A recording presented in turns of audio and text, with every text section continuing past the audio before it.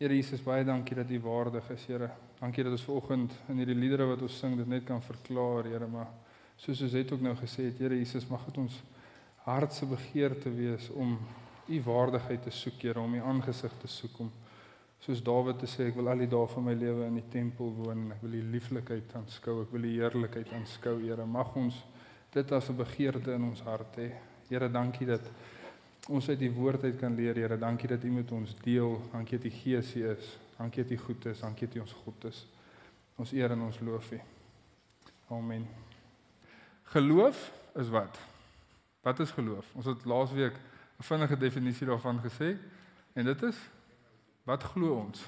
Wat glo jy? En toe sê hom Egbert, ons nou die woorde, maar dis nie so maklik soos dit nie, né? Dit is nie so maklik soos dit nie. As geloof net is so maklik soos wat glo ons, dan hoekom het ons almal laasweek ons hande ook opgesteek toe hy gevra het wie van ons sukkel dan met ons geloof? Wie van ons sukkel dan met ons geloof?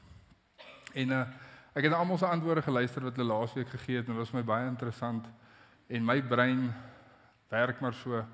As iemand iets sê, dan probeer ek dadelik dink, ken ek dalk 'n Bybelversie wat ek Jan kan koppel, wat vir dit is, of wat teen dit is, en soos ek laasweek na almal se antwoorde geluister het, ek al klaar aan Bybelversies begin dink, en probeer hier goed uitwerk, en terwyl hom Egbert preek, dink ek, wat se Bybelversies hak aan by wat hy sê, en wat se Bybelversie kan ek dalk vir hom stuur, wat vir hom 'n vraag gaan wees, oom het hierdie ding gesê, wat beteken hierdie ding? Dis net hoe my brein aan mekaar gesit is.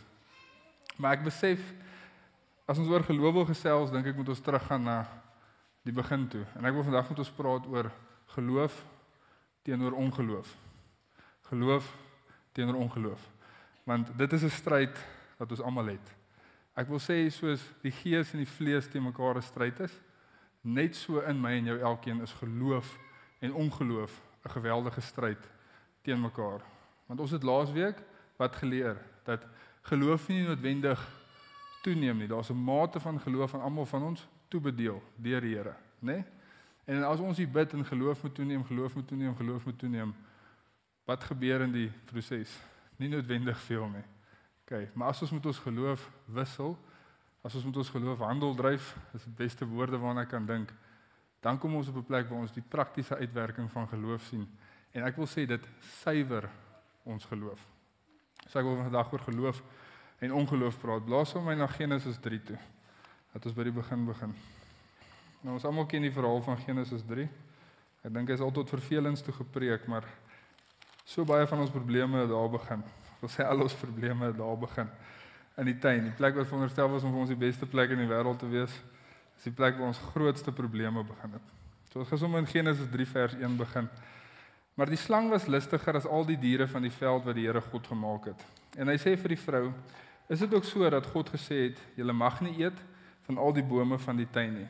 En die vrou antwoord die slang, van die vrugte van die bome in die tuin mag ons eet, maar van die vrugte van die boom wat in die middel van die tuin is, het God gesê, julle mag daarvan nie eet nie, en dit nie aanroer nie, anders sal julle sterwe. Toe sê die slang vir die vrou, julle sal gewis nie sterwe nie, maar God weet dat as julle daarvan eet, julle oë sal oopgaan, sodat julle soos God sal wees, deur goed en kwaad te ken. Toe sien die vrou dat die boom goed was om van te eet, en dat hy 'n lid was vir die oë, 'n boom wat 'n mens kan begeer om verstand te kry. En sy neem van sy vrugte en eet en gee ook aan haar man by haar, en hy het geëet. Toe gaan albei so oë oop, en hulle word gewaar dat hulle naak is, en hulle het vye blare aan mekaar gewerk, en vir hulle skorte gemaak. Soos in die tuin van Eden, en is beautiful, baie, baie mooi omgewing, die beste plek waar die mens kan wees. En dit is 'n ononderbroke verhouding met God.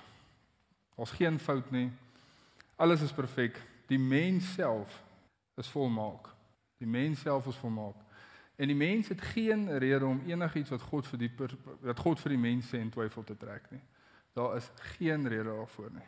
Okay, want die mens is in rus, die mens het 'n doel, die mens werk. Okay, die mens bewerk, die mens bewaak, die mens bewoon. Ons het 'n doel. Alles is in perfekte orde. En God kom af en hy sê vir Adam, kom ons gaan gee vir van die diere 'n paar name. Kom ons wandel saam in die aandwindjie. Sien julle hierdie idilliese prentjie? En daar kom 'n baie nare ding in hierdie in. En dit is die slang. Op daai stadium het hy nog geloop. En hierdie slang kom in, en wat doen hy met die mens? Wat doen hy met die mens? Hy saai saad. Hy saai saad van wat? Hy saai saad van ongeloof. En ek wil sê, die mens op die stadium is net in 'n plek van geloof. Want daar's geen rede om enige twyfel in God te hê en wat God sê en hoe God die skepping gemaak het nie. Geen rede nie. En die slang kom en hulle saai saad hier binne. En daar's nie meer geloof nie. Maar wat kom op? Die mens gaan in ongeloof in. Eva trek dadelik wat God vir haar gesê het, wat God vir Adam gesê het in twyfel. En Eva eet. En Adam eet. En wat is die uiteinde daarvan? Die sondeval. Die sondeval is die uiteinde daarvan. So daai selfe mens, wat gebeur, ons almal weet, dis nie meer 'n volmaakte mens nie. Maar daai mens is nou gevalle. Daai mens kan nou sterf, daai mens het geestelike dood beleef. Daai mens, se sielsdimensie, is ook nou vernietig. En ek wil sê, daai persoon is nou nie meer op 'n plek van geloof nie, want die geloof is uit. Ek wil sê, daar is eintlik nou net ongeloof. En ons sien, soos ons deur die skrifte gaan, as jy daarvan af kyk, as jy na die storie van Noag kyk, as jy na die storie van Abel kyk, as jy na die storie van Abraham kyk, as jy na die storie van Dawid kyk, as jy deur al die Ou Testament groot figure gaan, dan sien ons een ding. God is op soek na wat op aarde? God is op soek na geloof hier op aarde. Hy is op soek na iemand saam met wie hy 'n pad kan stap in elke generasie. Hy is op soek na iemand wat sy naam sal dra, wat sy geloof sal uitlewe. So is die mens na die sondeval is in ongeloof. En as jy in Hebreërs 11 lees, is vir my amazing. 19 keer word die woorde gebruik deur die geloof, deur die geloof, deur die geloof, deur die geloof. By faith Noah, by faith Abraham, by faith Moses, by faith Samson, by faith almal dwars deur. As jy Hebreërs 11 gaan lees dit op jou eie. Dan sien ons hoe die Here beklemtoon. Hy het deur die geloof met hierdie mense 'n pad gestap. Hy het deur die geloof hierdie mense kragtig gebruik. So is die mens na die sondeval in ongeloof. En al het hierdie helde van die geloof, soos ons hulle nou noem, opgestaan. Abraham, Moses, Noag, wie ook al.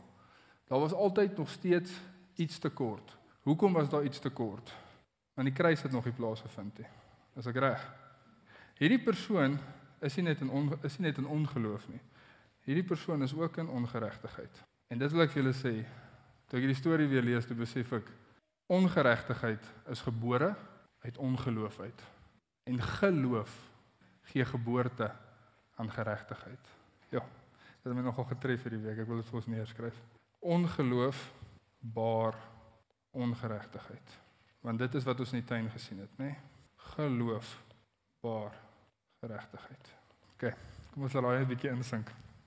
Dit het my regtig baie getref hierdie week. Kom ons gaan verder. Na die kruis is die mens voor die kruis. En so groot op hierdie mens staan OG. Ongeregtigheid en ongeloof. En na die kruis is die mens waar? Op 'n plek waar daar geregtigheid weer vir hulle beskikbaar is.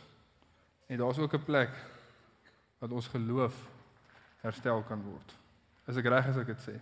Kan ek iemand kry wat my gou help met ietsie? Want ek wil gou 'n vergelyking maak. En dan wil ek eintlik by die preek uitkom. Hierdie is net om agtergrond te gee oor waar ek eintlik wil beweeg. Ek wil eintlik beweeg in 'n rigting waar ek praat oor die suiwering van ons geloof. Die suiwering van ons geloof. En ek wil twee goed sê. Maar kom ek wys eers gou vir julle 'n illustrasie.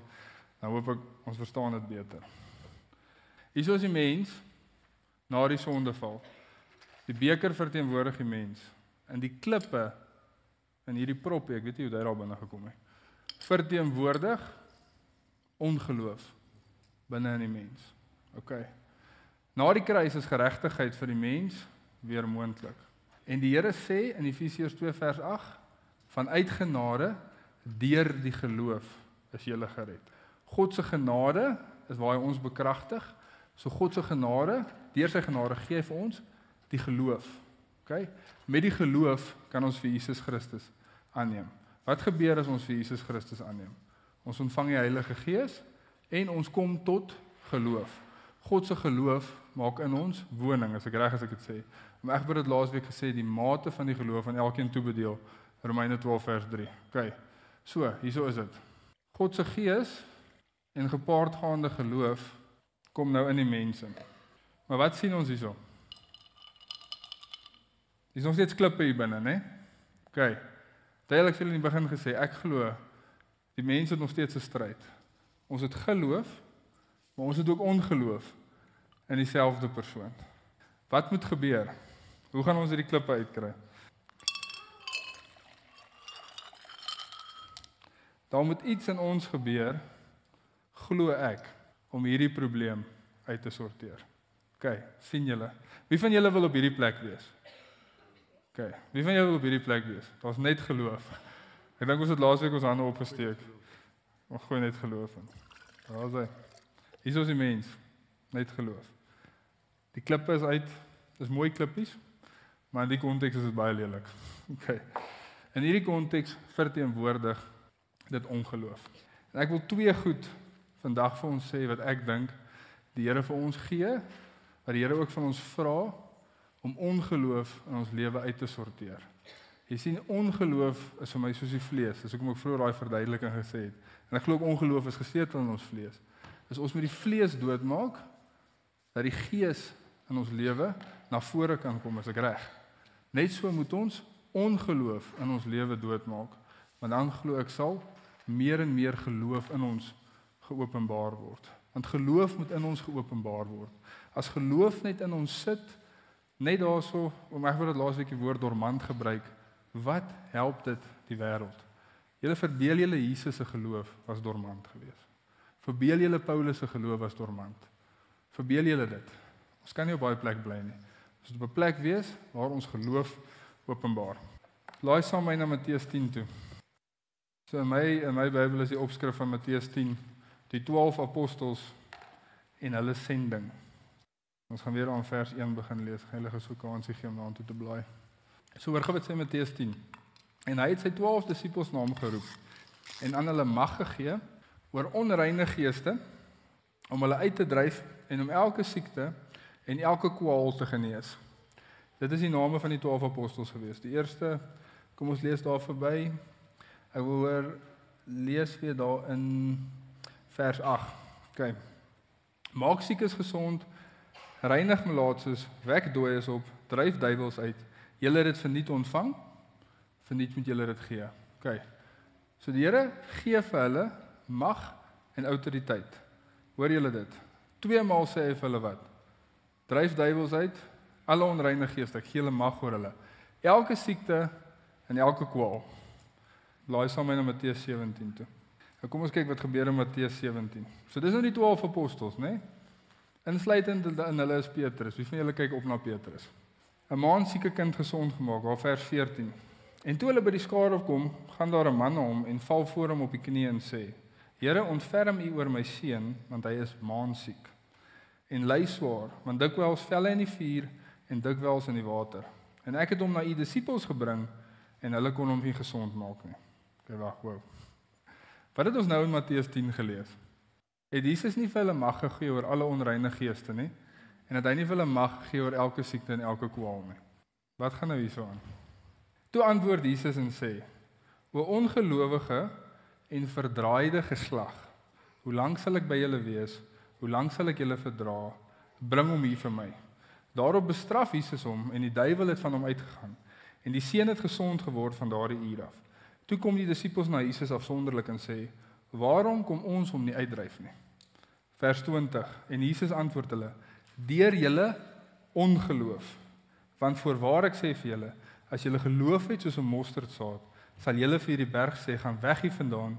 Hy sal weggaan en niks sal vir julle onmoontlik wees nie. Vers 21. Maar hierdie geslag gaan nie uit behalwe deur gebed en vas nie. Die eerste keer toe ek hierdie teks gelees het, het ek gedink die generasie waarna Jesus verwys het, is hierdie spesifieke demoon waarna hy bewys het. Maar toe ek sien in Matteus 10, hulle was veronderstel om gesag en mag en autoriteit oor elke onreine gees te hê, oor elke siekte en elke kwaal. En hulle kom by hierdie maansiek kind en hulle kan hierdie duiwel nie uitdryf nie. besef ek, Jesus praat nie oor die geslag van die demoon nie. Hy is nie gepla oor die geslag van die demoon nie. Hy is gepla oor die geslag van die apostel. En hy noem hom wat? Ongelowige generasie. As ek kan teruggaan hier na die mens toe. Hierso is die mens na die kruis. Ons is veronderstel om die gelowige generasie te wees. Ek glo dit. Want die regverdige sal vanuit die geloof lewe. Jesus het ons geregverdig aan die kruis, dat hy sy geloof in ons kan sit, die geloof dat hy ons regverdig het, dat ons sondes vergewe is. Maar ook dan wil hy met ons hierdie geloof aan ander gaan openbaar op dieselfde manier wat hy dit geopenbaar het terwyl hy hier op aarde was. En ons sien dit in die lewe van die vroeë apostels. Maar dit moes nie daar stop nie. Dit moes aangaan. Ons is veronderstel om soos ons vandag hier te sit, ook die gelowige generasie te wees. Ons het ook mag en autoriteit ontvang. Wat het Jesus gesê voordat hy opgevaar het? Alle mag in hemel en aarde is aan my gegee. Ek gee dit nou aan julle. Het hy dit gesê? Hy het dit gesê. Waar laat dit vir my en vir jou?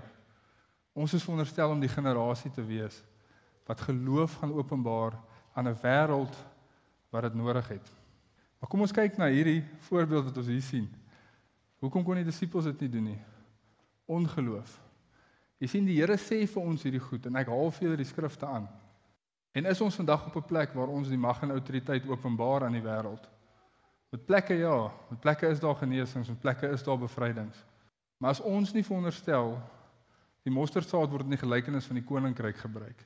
Die mosterdsaad is veronderstel om die hele wêreld te infiltreer. God se koninkryk is veronderstel om die wêreld te infiltreer en te oorheers.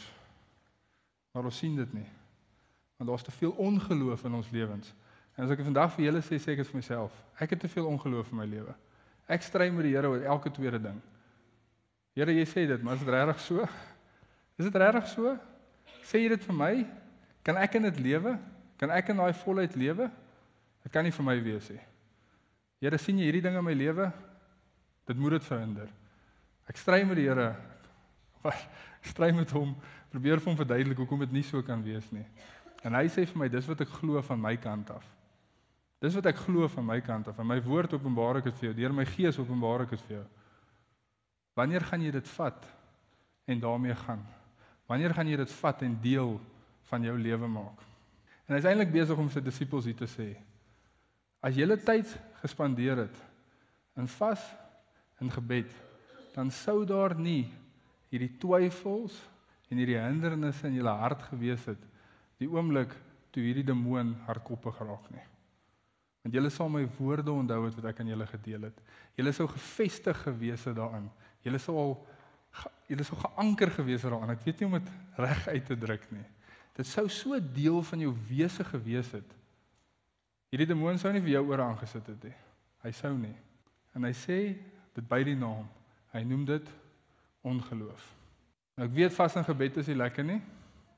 Want wat het gebeur van die tuinse tyd af tot nou? Ons is te lief vir eet. In die vlees, ek besef dit al hoe meer. Ons lewe so 'n Christelike lewe in die vlees. Ons lewe so 'n Christelike lewe in die vlees. Alles klink mooi, alles lyk blink, alles lyk wonderlik. Ons doen dit in die vlees. Maar ons veronderstel is om in die gees te lewe. Ons lewe in ongeloof. Ons het so stryd in ons hart met ongeloof. Ons probeer hierdie beeld van geloof uitstraal en dis hoekom dit die krag het. Want dis nie ware geloof noodwendig nie. En ek weet dit klink hard as ek dit sê, maar ek probeer met myself praat meer as met julle, Want ek sou nie in een van hierdie disippels gewees het. Ek sou daar gesit het en gesê, Here, hierdie ding sit my ore aan. Asseblief kom help. En ek dink Jesus kom daar en hy sê, ek het vir julle 7 hoofstukke terug gesê. Alles is onderdanig aan julle. Hoekom moet ek hier wees? Hoekom wag julle vir my? En ek gaan nou 'n ding sê en dit klink dalk kontroversieel.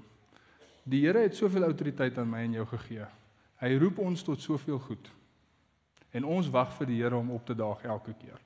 En dit klink kontroversieel, ek weet. Maar luister mooi na wat ek sê.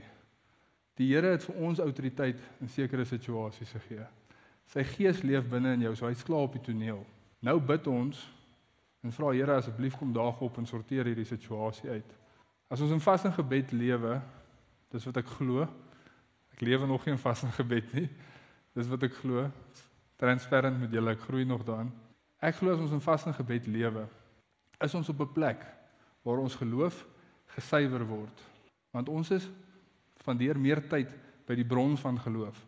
Ware geloof kan net van God afkom. Dit kan van geen ander plek afkom nie. Ek en jy kan nie geloof opwek nie, ek en jy kan nie geloof genereer nie. Maar soos ons tyd spandeer saam met hom, suiwer ons geloof. Suiwer ons geloof. Hy help ons om ons geloof te suiwer.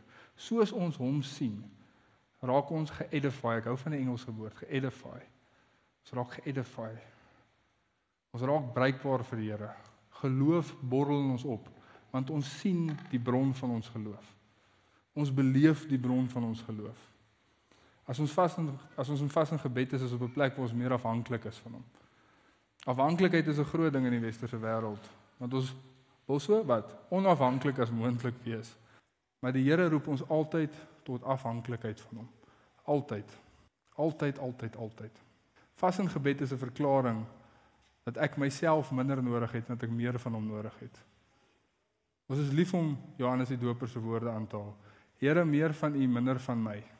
Totdat ons dit prakties moet doen. As ons baie vinnig op 'n plek van Here, meer van my, minder van jou. Vas en gebed is die eerste ding. Jesus sê, dit is 'n oplossing vir ongeloof. Dit gaan ons help om ons ongeloof na buite te drywe. Kom ons vat daai stelling met geloof. En as ek iets kan sê oor vas, jy hoef nie te sit en te dink, wie wat, ek gaan nou net vir 40 dae net water drink nie. As jy tot baie plek kan vorder, amazing, dis wonderlik. Ek glo ons moet meer 'n leefstyl van vas en gebed hê. Ek het in die week gehoor Kenneth Hagin, weet nie van julle ken hom nie. Hy het elke week van sy lewe ten minste Dinsdag en Donderdag gevas. Elke week van sy lewe ten minste Dinsdag en Donderdag gevas. Hy het 'n leefstyl van vas en gebed gehad. En vas kan wees om jou koffie uit te sny. Vas kan wees om suiker te vas vir 40 dae. Vas kan wees om sosiale media te vas. Ek hou daarvan as ons kos vas. Al die Bybels, al die voorskrifte van vas in die Bybel kom terug na kos toe. Ek sien dit. Maar in ons lewe wat ons vandag het, kan ons vir onsself eerlik wees en sê, vas is iets wat my moet laat besef hoe afhanklik is ek van die Here. Dis iets wat my op 'n plek moet bring wat ek meer tyd saam met hom spandeer. En om sosiale media te vas, kan ek julle waarborg, gaan baie mense op 'n plek bring wat hulle meer tyd saam met hom kan spandeer. Dalk het jy jou gunsteling stokperdjie wat jy dalk moet prys gee vir 'n maand. Ja, maar dis my enigste ontspanning wat ek het. Maar wanneer laas het jy by die Here ontspan? Wanneer laas het jy by hom gesit? Wanneer laas het jy by hom afgepak? En ons wonder hoekom sukkel ons met ongeloof. Ons het altyd 'n storieetjie. Ons het altyd 'n ietsie wat ons gou wil doen. So die eerste punt waar ek wil praat het, was vas en gebed. Die tweede ding waar ek wil praat is, laai saam met my na 1 Petrus 1 toe. 1 Petrus 1, laai saam met my daarna vers 7 toe. Kom ons lees van vers 6 af. Yes, ek lees nou vers 5 raak. Dis beautiful. Wat sê vers 5? Kom ons lees van vers 3 af. Vat ons lekker konteks. Geseënd is die God en Vader van ons Here Jesus Christus, wat na sy groote barmhartigheid ons die wedergeboorte geskenk het, tot 'n lewende hoop deur die opstanding van Jesus Christus uit die dode, sodat ons 'n onverganklike, onbesmette, onverwelklike erfenis kan kry, wat in die hemele bewaar is, wat in die krag van God bewaar word, deur die geloof, tot die saligheid wat gereed is om geopenbaar te word in die laaste tyd. Daarin verheug julle, al word julle nou, as dit nodig is, 'n kort tydjie bedroef, onder allerhande beproewinge, sodat die beproefdheid van julle geloof, wat kosbaarder is as goud, wat vergaan, maar deur vuur gelouter word, bevind mag word tot lof en eer en heerlikheid by die openbaring van Jesus Christus. Jesus het wat gesê? Wat het Johannes die Doper van Jesus gesê? Hy het gesê, hy wat na my kom is ek nie waardig nie, ek is nie waardig om sy skoenrieme los te maak nie, vas te maak nie. Maar wat? Hy sal julle doop met die Heilige Gees en met vuur. Julle al van die Engelse term gehoor, baptism by fire. Julle het al daarvan gehoor. Daar was baie argumente rondom doping in die Heilige Gees, doping met vuur. Ek kan albei kante van die argument insien. Maar as ek na Jesus se woorde luister, na wat hy met sy disippels gedeel het op aarde, kan ek glo in 'n baptism by fire, wat vir hulle gesê die lewe gaan nie maklik wees nie. Wat het hy vir hulle beloof? Hy het vir hulle een ding beloof. wat vir my baie uitstaan. Hy het vir hulle 'n kruis beloof. OK, hy het gesê hy wat agter my sal wil aankom, hy sal sy kruis moet opneem en my volg. Dis nie 'n maklike woord nie. Dis nie 'n maklike woord nie. Want geloof is veronderstel om wat te wees? Hierdie lekker smooth sailing. Geloof is een van daai gladde mere waarop ek en jy net lekker uitvaar met 'n drankie in jou hand en jy kyk die sonsondergang. Dis wat geloof moet wees. Dis ek reg om dit te sê. Wie van ons wil daai geloof hê? Great, as ons hom kan kry, as jy hom gekry het, bring hom vir my ook, want dit is nog so ver nie my ondervinding nie. Hoe meer ek in geloof wil groei, hoe meer besef ek, daar's beproewing wat met my geloof plaasvind. Jy sien hierso, 1 Petrus 1:7 sê, die beproefdheid van julle geloof, wat kosbaarder is as goud. Let op wat dit nie sê nie. Dit sê nie, jou geloof neem toe onder beproewing nie. Dit sê wat? Jou geloof word gesuiwer. Jou geloof word gelouter. 'n Beproefde geloof is een van die kosbaarste kommoditeite op aarde. Kom ons dink aan 'n voorbeeld. Ek dink sommer net nou aan hom. Reinhard Bonnke. Goeie voorbeeld van 'n beproefde geloof. Hom egter ken die geskiedenis nog beter as ek. Maar ek dink dis 10 of 12 jaar wat hy in Afrika was, wat hy gepreek het vir vertrekke van 4 en 5 mense, 10, 20 mense, wat hy niks sien nie. Boggerol, hulle wil eers die Here aanneem nie, hy sien nie wonderwerke nie, niks. Maar hy hou aan, hy hou aan, hy hou aan, hy hou aan. En ons sien wat was die vrug van 'n beproefde geloof op die ou einde van die dag. Ek dink Reinhard Bonnke het op 'n plek gekom wat baie van die ongeloof in sy lewe uitgesyfer was. Ek dink Paulus kom op 'n plek wat baie van die ongeloof in sy lewe uitgesyfer was. Daai sif het die klippe terughou. En daai sif verteenwoordig vir my vas in gebed. Daai sif verteenwoordig vir my beproewing. Jy sien, ons wil so baie vir die Here sê, Here, haal my uit die beproewing uit, en dan moet ons in dieselfde asem vir die Here sê, maar gebruik my. En die Here sê, deur die beproewing sal jy op 'n plek kom, wat ek jou kan gebruik. Deur die beproewing sal jy op 'n plek kom wat jou geloof gesuiwer word. Jy sien, die mens is veronderstel, volgens Jakobus, om homself te verbly. Kom ek lees dit vir julle. Ag dit loutere vreugde, my broeders, wanneer julle in allerlei versoekinge val, omdat julle weet dat die beproewing van julle geloof lydsaamheid bewerk. Maar die lydsaamheid moet tot volle verwerkliking kom, sodat julle volmaak sonder gebrek kan wees en in niks kort kom nie. Julle sien, die beproewing van ons geloof vat ons terug na die plek wat ons in die tuin was. Dit vat ons terug na die plek wat ons weer volmaak, heel en volkome voor God staan. Ongeloof moet in ons lewe uitgesyfer word. Ongeloof moet deur die sif gaan. OK, dit moet. So die tweede ding wat ek vir julle wil sê, is beproewing. Gebed en vas en beproewing. Dis iets wat deel moet word van ons lewing. Nou jy hoef nie beproef te word nie, ek glo so. Weet jy hoef jy nie beproef te word nie. Jy moet net nie wil groei nie. Dis so eenvoudig soos dit. Jy neem vir Jesus aan en dan glide jy deur die lewe en jy probeer alles vermy wat jou geloof kan toets. En jy probeer alles vermy wat ek in elk geval nie dink jy regtig gaan regkry nie. Jy gaan op omstandighede kom waar jy in elk geval die Here sal jou bring tot op 'n plek waar jy besef hoe nodig jy hom het. Maar dis nie al hoe jou geloof getoets word nie. Dit hoef nie net altyd deur moeilike omstandighede getoets te word nie. Word jou geloof getoets en gesuiwer as jy vir 'n sieke bid? Wie van julle was al daar? Here, moet ek nou regtig? Wie van julle het al daai gesprekke gehad? Moet ek nou? Is jy seker? Is jy seker? Regtig?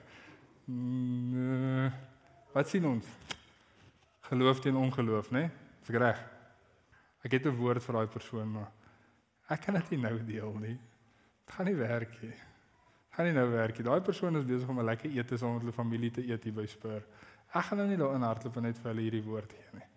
Dit gaan nie werk so nie. Geloof teen ongeloof. Die Here sê vir jou dalk doen iets. Die Here sê vir jou trek. Jy weet op jou hart jy moet trek, ek weet nie waartoe trek nie. Ja, Here, maar ons het hierdie finansies om 'n treklorry te kan hierdie. Here, waar gaan ons bly daai kant? Wat gaan ons doen? Geloof teen ongeloof. Geloof teen ongeloof. Gehoorsaamheid is ook 'n ding wat ons geloof regtig beproef. Werklik beproef. Ek wil sê dis die harde omstandighede gaan ons almal kry en dit gaan taai wees. Maar jy kan gehoorsaamheid vermy. Maar moenie gehoorsaamheid vermy nie. Hoe meer jy gehoorsaamheid vermy, hoe meer jy ongehoorsaam is, hoe meer